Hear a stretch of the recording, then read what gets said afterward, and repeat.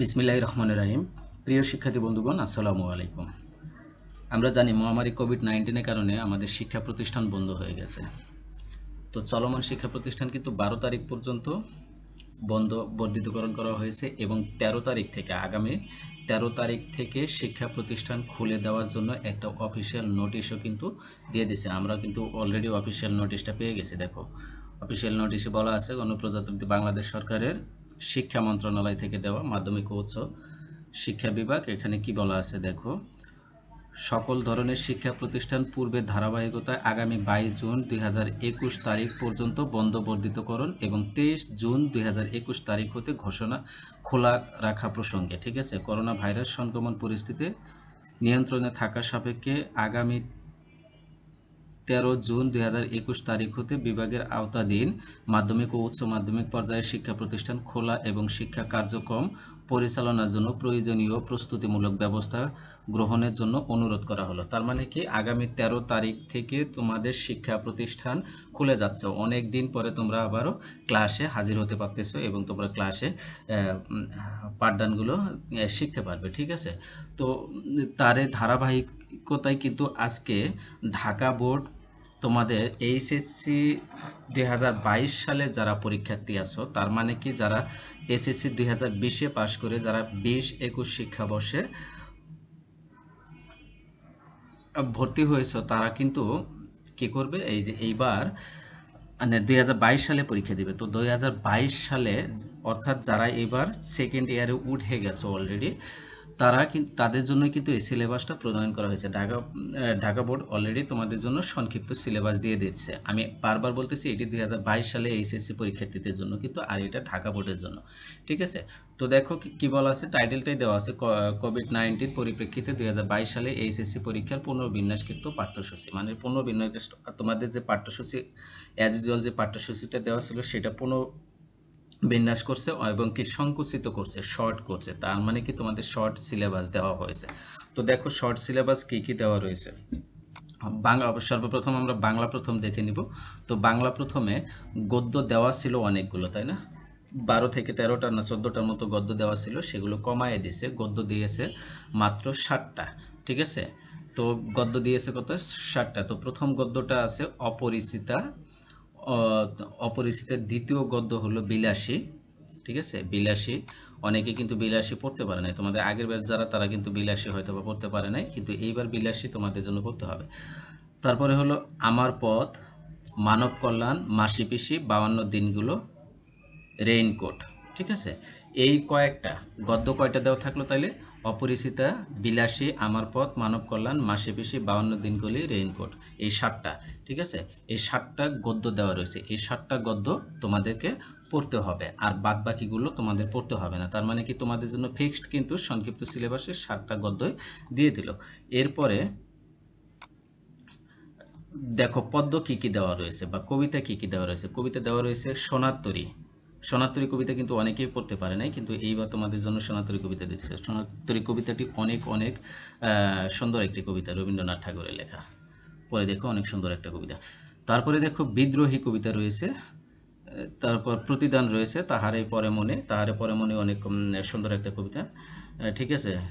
তারপরে 18 বছর বয়স, ফেব্রুয়ারি 1969, আমি কিংবদন্তির কথা বলছি। এই 7টা কবিতাও কিন্তু 7টা দেওয়া রয়েছে। তাহলে গদ্য 7টা দেওয়া রয়েছে, পদ্য 7টা দেওয়া রয়েছে, ঠিক আছে। এই 7টার বাইরে কিন্তু আসবে না, তোমাদের জন্য ফিক্সড করে দেওয়া রয়েছে। আর উপন্যাস লাল সালু, লাল সালু থেকে তোমার এখানে 15টা ক্লাস হবে, নাটক থেকেও 11টার মতো ক্লাস হবে। ইন টোটাল বাংলাতে তোমাদের 75টা ক্লাস হবে, ঠিক আছে। টোটাল 75টা ক্লাস হবে এবং এই 75টা ক্লাস কমপ্লিট করার পরে তারপর তোমাদের পরীক্ষা হবে। দ্যাটস মিন তোমাদের পরীক্ষা কিন্তু এপ্রিল 2022 সালে এপ্রিল মাসে হওয়ার কথা, একটু ডিলে হতে পারে। মানে এই পাঠদানগুলো কমপ্লিট করতে 13 তারিখ থেকে পাঠদান শুরু করে কমপ্লিট করা পর্যন্ত একটু ডিলে হতে পারে, কিন্তু তোমাদের এই সিলেবাস অনুযায়ী পাঠদান কমপ্লিট করবে। দ্যাটস মিন 75টা ক্লাস নির্ধারিত করে দিয়েছে, এখানে 75টা ক্লাসে কমপ্লিট করার পরে তারপরে তোমাদের পরীক্ষার শিডিউল করবে। তো প্রশ্নের ধারা ও মানবন্টন এটাতে বাংলা প্রথমে অপরিবর্তিতই রয়েছে। অর্থাৎ আগে যে ওই যে তোমার 11টা সৃজনশীলের মধ্যে টোটাল 60টা সৃজনশীল দেওয়া লাগতো, এখনও সেটাই দেওয়া লাগবে। 30টা এমসিকিউ থাকবে, 30টা এমসিকিউ দিতে হবে, এইগুলোই থাকবে। কিন্তু চ্যাপ্টার কমায় দিয়েছে, গদ্য আর পদ্যে চ্যাপ্টার কমায় দিয়েছে, নাটক আর উপন্যাসে কিন্তু চ্যাপ্টার কমায় নেই। বাংলা দ্বিতীয়তে চলো। বাংলা দ্বিতীয়টা, এটা পত্র কোড 102, ঠিক আছে। বাংলা দ্বিতীয় অ্যাজ ইউজুয়াল আসলে কিছুই কমায় নাই, ঠিক আছে, কিছুই কমায় নাই এখানে। ওই তোমার যে জিনিসগুলো রয়েছে সেগুলো তো এখানে আমি সংক্ষিপ্ত করে কিছু তোমাদেরকে মানে শর্ট সাজেশন যেটাকে বলে, আমি সাজেশন দিয়ে দিচ্ছি। বাংলা উচ্চারণের নিয়ম, এখানে তোমার বাংলা উচ্চারণের কিছু উচ্চারণ, সঠিক উচ্চারণ লেখার জন্য একটা টপিক রয়েছে। তো ওই সঠিক উচ্চারণগুলো লিখবা, যেমন আহ্বান, আহ্বান কিভাবে লিখতে হয়, আহ্বান লিখতে হয়, ঠিক আছে। তারপরে অধ্যবসায়, এটা উচ্চারণ করে কিভাবে লিখতে হয়, এগুলো কিন্তু আছে। তো এই টপিকটা শেষ করবা, এটা 1 নম্বরের জন্য কমপ্লিট হয়ে যাবে। এখানে 5 নম্বর থাকবে। আর বাংলা বানান, এখানে শুদ্ধ বানানটা শিখবা শুধু, ঠিক আছে। ভুল বানান দেওয়া থাকবে, সেটা আবার শুদ্ধ করে শিখবা। এই শুদ্ধ বানানটা, শুধু শুদ্ধ বানানগুলো শিখলেই হয়ে যাবে, এখানে 5 মার্কে অ্যান্সার করতে পারবা। আর তারপরে হলো তোমার বাংলা ভাষা ব্যাকরণিক শব্দ শ্রেণী, এটা হলো তোমার ওই যে কোনটা কোন শ্রেণীর শব্দ, যে তোমার বিশেষ্য না বিশেষণ নাকি অব্যয় না ক্রিয়া, এগুলো একটা টপিক রয়েছে, ওই টপিকটা পড়ে নেবা। ওখান থেকে পড়ে নিলে তুমি 5 মার্কে অ্যান্সার করতে পারবে। আর বাংলার শব্দ গঠন, এখানে উপসর্গ ও সমাস আছে, সমাস পড়ে নেবা। ব্যাস বাক্য সহ কোনটি কোন সমাস, সমাসের ব্যাস বাক্য নির্ণয়, এইটা পড়ে নেবা, তাইলে কমপ্লিট করতে পারবে। এরপর বাক্য তত্ত্ব। বাক্য তত্ত্ব হলো তোমার ওই যে ওই বাক্যের পরিবর্তন যেগুলো আসে, ঠিক আছে, সরল বাক্য থেকে যৌগিক বাক্য বা জটিল বাক্য, তারপরে হলো প্রশ্নবোধক বাক্য, তারপরে অনুজ্ঞাসূচক বাক্য, এই সমস্ত বাক্যের পরিবর্তন, যেটাকে ইংলিশে ট্রান্সফরমেশন অফ সেন্টেন্স বলা হয়, সেই টপিকটা পড়ে নেবা, তাইলে 5 মার্কে অ্যান্সার করতে পারবা। এরপর দেখো বাংলা ভাষার অপপ্রয়োগ ও শুদ্ধ প্রয়োগ। এখানে দেখো অপপ্রয়োগ আর শুদ্ধ প্রয়োগে টপিক থাকে, ঠিক আছে। ওই টপিকটা নিয়ে পড়ে নেবা, তাইলে এখানে 5 মার্কে অ্যান্সার করতে পারবা। এরপর নির্মিত অংশে 70 নাম্বার থাকবে। সেটা হলো কি কি দেখো, যে পারিভাষিক শব্দ থাকে। তো পারিভাষিক শব্দ বলতে কি, ইংরেজি ওয়ার্ড দেওয়া থাকবে, সেটার বাংলা অর্থ করতে হবে। তো এখানে 13 থেকে 14টা না 12টার মতো ইংরেজি ওয়ার্ড থাকে, সেখানে 10টার অ্যান্সার করতে হয়, 10 মার্ক থাকে। তুমি যদি পারিভাষিক শব্দটাই কমপ্লিট করতে পারো তাহলে কমপ্লিট করবা, না হলে একটা আবার তোমার একটা আর্টিকেল দেওয়া থাকে ইংলিশে, সেটা বাংলা ট্রান্সলেশন করতে হয়, যেটাকে বঙ্গানুবাদ বলে। তো বঙ্গানুবাদটা কিন্তু আসলে বেসিক্যালি তুমি 10-এ 10 পাবে না। তোমার যদি ভালো মার্কস পাওয়ার ইচ্ছা থাকে তাহলে পারিভাষিক শব্দ পড়বা। পারিভাষিক শব্দ তোমার দেখো বাংলা দ্বিতীয়তে বেশি মার্কস পাওয়ার, এই যে 30-এ তুমি কিন্তু ব্যাকরণে 30-এ 30ই পাবে, যদি একটু মনোযোগ দিয়ে একটু টেকনিক খাটাইয়া পড়ো। আমি যেগুলো পড়তে বললাম সেগুলো যদি পড়ো, এখানে 30-এ 30। আর পারিভাষিক শব্দ 10-এ 10, এই 40, এই 40-এর মধ্যে একটা মার্কসও কাটতে পারবে না যদি তুমি সঠিকভাবে অ্যান্সার করতে পারো, বুঝতে পারছো। আর বাকি যেগুলো লিখিত আছে, তুমি যতই ভালো লেখো না কেন, একটা রচনা তুমি যদি অনেক ভালো লেখো তাহলে 15 থেকে 16 পাবে, এরপর এর বেশি কিন্তু পাবে না। তার মানে কি 20 মার্কের মধ্যে তুমি 15-16 পাইলে, এখানে নাম্বার কিন্তু কিছু লেস থাকে, তাই না। এরপর দেখো দিনলিপি লিখন আছে বা প্রতিবেদন আছে। তুমি প্রতিবেদন অথবা দিনলিপি যে কোনো একটা পড়বে, ঠিক আছে, পড়লে কমন পড়ে যাবে, সেটা খুব ভালোভাবে পড়বে। এরপর বৈদ্যুতিক চিঠি, যেটাকে আমরা ইংলিশে ইমেইল বলি, ঠিক আছে, ইমেইল অথবা আবেদনপত্র, দুইটাই থাকবে, যে কোনো একটা দিতে হবে। তুমি যে কোনো একটা পড়ে নিতে পারো, আর যদি রিস্ক না নিতে চাও তাহলে দুইটা পড়ে নিও। এরপর সারাংশ একটা থাকবে, ভাব সম্প্রসারণ একটা থাকবে। তুমি হয় সারাংশ পড়বে, না হলে ভাব সম্প্রসারণ পড়বে। আমি এখানে তোমাদেরকে সাজেশন করব যে দুইটাই পড়ে নাও, কারণ সারাংশ কমন নাও পড়তে পারে, বা ভাব সম্প্রসারণ পড়লা শুধু, ভাব সম্প্রসারণ কমন নাও পড়তে পারে। যখন দুইটা পড়বা তখন একটা কমন পড়ার সম্ভাবনাটা 99.9% থাকে, ঠিক আছে। তো তার মানে কি, দুইটাই যদি পড়ো তাহলে কিন্তু এখানে ফুল অ্যান্সার করার সম্ভাবনাটা বেশি থাকবে। এরপর দেখো সংলাপ আছে। সংলাপ যেটাকে আমরা ইংরেজিতে ডায়লগ বলে থাকি, ডায়লগ পড়ে নিবা, ঠিক আছে। বা খুদে গল্প রচনা। তো এখানে গল্প রচনাটা যে আমরা ইংলিশে যে শর্ট স্টোরিগুলো পড়ি, কমপ্লিটিং স্টোরি যেগুলো পড়ি সেগুলোই, ঠিক আছে। তুমি এগুলো ইম্পর্টেন্ট কিছুগুলো দেখে নিও। আর রচনা 5টা থাকবে, যে কোনো একটা দিতে হবে। রচনা স্বদেশপ্রেম, অধ্যবসায় আর মানব কল্যাণে বিজ্ঞান, এই 3টা রচনা অবশ্যই অবশ্যই অবশ্যই খুব ভালোভাবে মুখস্থ রাখবে। 3টার মধ্যে একটা প্রতি বছরই কমন থাকে, ঠিক আছে। তো এই 3টা পড়বা, আর 5টার মধ্যে এই 3টা যে কোনো একটা আসে প্রতি বছরে, এই 3টা পড়বা, আরও তুমি কিছু সাথে অ্যাড করে নেবা, ঠিক আছে। তাইলে গেল বাংলা দ্বিতীয়। এরপর ইংরেজি প্রথম। দেখো ইংরেজি প্রথমে সিলেবাসটা আমরা একটু আলোচনা করে দেখব। দেখো কি আছে ইংরেজি প্রথমে। তো ইংরেজি প্রথমে যে তোমার ওই যে ইউনিট ভিত্তিক যে টপিকগুলো রয়েছে তো সেগুলো, তো ইউনিট ওয়ানে তোমার লিসন ওয়ানটা আলোচনা করা হবে, ঠিক আছে। লিসন ওয়ানে ওয়ান আলোচনা করা হবে, তারপর লিসন টু আছে, লিসন থ্রি আছে। তাহলে ইউনিট ওয়ানে কিন্তু তোমার lesson one, lesson two, lesson three, ঠিক আছে, এই তিনটাই রয়েছে। আর ইউনিট থ্রি কিন্তু ইউনিট টু নাই, ইউনিট টু থেকে কোনো প্রশ্ন করা হবে না বা এই সিলেবাসের বহির্ভূত ইউনিট থ্রি। তো ইউনিট থ্রিতে লিসন ওয়ান আছে, লিসন টু আছে, লিসন থ্রি আছে, ঠিক আছে। এরপর ইউনিট ফোর, ইউনিট ফোরে লিসন ওয়ান আছে, লিসন টু আছে, লিসন থ্রি আছে, ঠিক আছে। এরপর ইউনিট ফোরের পরে ফাইভ নাই, ফাইভ কিন্তু গ্যাপ। তারপর সিক্স, সিক্সে লেসন ওয়ান আছে, ঠিক আছে। তারপরে লেসন টু আছে, লেসন থ্রি আছে এবং লেসন কত আছে, ফোর আছে। এরপর সিক্সের পরে সেভেন কিন্তু নাই, সেভেন ফাঁকা। তারপর এইট আছে, এইটে লেসন ওয়ান থেকে ফোর, ফাইভ পর্যন্ত রয়েছে। তারপর ইউনিট নাইন, নাইনে কিন্তু লেসন ওয়ান থেকে থ্রি রয়েছে। তারপর ইউনিট টেন নাই কিন্তু ইলেভেন আছে, ইউনিট ইলেভেন আছে। ইউনিট ইলেভেনে lesson one, two, three, four, তিনটাই চারটাই পড়তে হবে। এরপর ইউনিট টুয়েলভ আছে, ইউনিট টুয়েলভে lesson one, two, three, four, five পর্যন্ত রয়েছে, তাহলে ফাইভ পর্যন্ত পড়বে। এরপর ইউনিট থার্টিন রয়েছে ফুড অ্যাডাল্ট্রেশন। এই ফুড অ্যাডাল্ট্রেশন ইউনিটটা কিন্তু অনেকটাই ইম্পর্টেন্ট একটা ইউনিট, ঠিক আছে। তো এখানে লেসন ওয়ান রয়েছে, লেসন টু রয়েছে, ঠিক আছে। তো এখানেও টোটাল ক্লাস পাবে তুমি 75টা। কয়টা ক্লাস পাবে? 75টা ক্লাস পাবে। তো 75টা ক্লাস কমপ্লিট করার পরে তারপরে তোমাদের পরীক্ষার শিডিউল করবে, ঠিক আছে। এখানে কিন্তু এখানে এই যে শুধুমাত্র আমরা লেসনগুলোই পেয়ে গেলাম, তারপরে আমাদের যে ওই যে রয়েছে তোমার কি বলে, ওই লিখিত অংশগুলো রয়েছে, যেমন স্টোরি আসে, ডায়লগ আসে, ঠিক আছে, ওগুলো সিলেবাস এখানে সংযুক্ত করা হয়নি। তো পাঠ্য বইয়ের সিলেবাসটাই শুধু সংযুক্ত করা হয়েছে, ঠিক আছে, বোর্ড বইয়ের সিলেবাস অংশটুকু। তো এরপর দেখো ইংলিশ সেকেন্ডে কি রয়েছে। ইংলিশ সেকেন্ডে রয়েছে, আমরা একটু পড়ে দেখি ইংলিশ সেকেন্ড কি রয়েছে।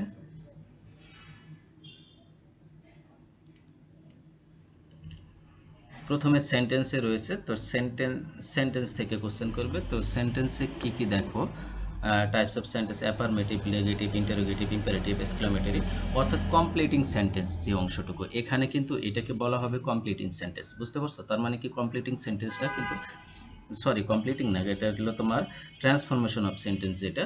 তো ট্রান্সফরমেশন অফ সেন্টেন্সে সেন্টেন্স পুরাটুকুই আসবে, আবার এর সাথে ট্যাগ কোশ্চেনও রয়েছে, ঠিক আছে, ট্যাগ কোশ্চেন রয়েছে। তো ট্যাগ কোশ্চেনটাও দেখতে হবে, তোমাদের ট্যাগ কোশ্চেনও আসতে পারে, ঠিক আছে। এরপরে হলো ওয়ার্ড ফরমেশন রয়েছে, সিনোনিয়াম, অ্যান্টোনিয়াম রয়েছে, সিনোনিয়াম অ্যান্টোনিয়ামও তোমাদেরকে পড়তে হবে। তারপরে ফ্রেশ আছে, ফ্রেশ থেকে আসবে প্রিপোজিশনাল ফ্রেশ আছে, নাউন ফ্রেশ আছে, ভার্ব ফ্রেশ আছে, ঠিক আছে, ফ্রেশটাও পড়তে হবে তোমাদের। তারপর ক্লজ আছে, ক্লজ থেকেও আসবে।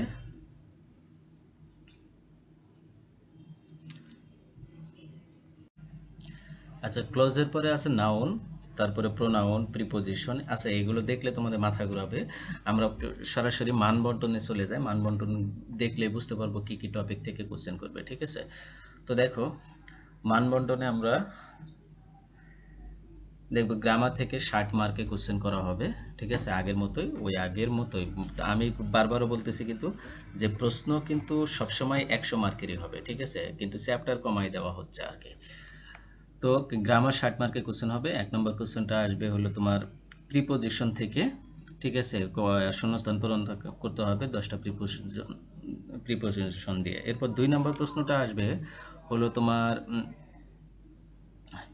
এখানে তোমার এই যে মডাল অক্সিলারি ভার্ব যেগুলো রয়েছে বা রয়েছে ইন্ট্রোডাক্টরি, ডেয়ার, এই সমস্ত বিষয়গুলো দিয়ে, ঠিক আছে, তো was, bond, have to, has to, would, এই বিষয়গুলো দিয়ে আসবে। তো এই বিষয়গুলো এখানে কি কি ক্লজ আছে, এই ক্লজগুলো এই যে এখানে যেগুলো রয়েছে এগুলো পড়ে নিলেই হয়ে যাবে, ঠিক আছে, এটাই হলো সংক্ষেপ। তো এখানে 10টা থাকবে, তুমি 5টার অ্যান্সার করতে হবে। এরপর আছে 3 নম্বর আছে যে কি আছে, কমপ্লিটিং সেন্টেন্স আছে। তো কমপ্লিটিং সেন্টেন্স এটা তোমার ক্লজ দিয়েও করতে পারো বা ফ্রেশ দিয়েও করতে পারো। তো এটা পড়ে নিতে হবে। এখানে 10টা থাকবে, 10 মার্ক। এরপর রাইট ফর্ম অফ ভার্ব থাকবে, ঠিক আছে। রাইট ফর্ম অফ ভার্ব এখানে 14টা থাকবে, প্রত্যেকটা হাফ মার্ক করে, ইন টোটাল 70 মার্ক, 7 মার্ক। এরপর ন্যারেশন থাকবে, ঠিক আছে। ন্যারেশন থাকবে, ন্যারেশন 7 মার্ক। ন্যারেশন মনে হয় আগে 5 মার্ক ছিল, এখন 7 মার্ক করে দিয়েছে। তারপর মডিফায়ার আছে, মডিফায়ারের 10টা থাকবে, 5 হাফ মার্ক করে 5 মার্ক। তারপরে সেন্টেন্স কানেক্টর থাকবে। তো সেন্টেন্স কানেক্টরটা তোমার ওই যে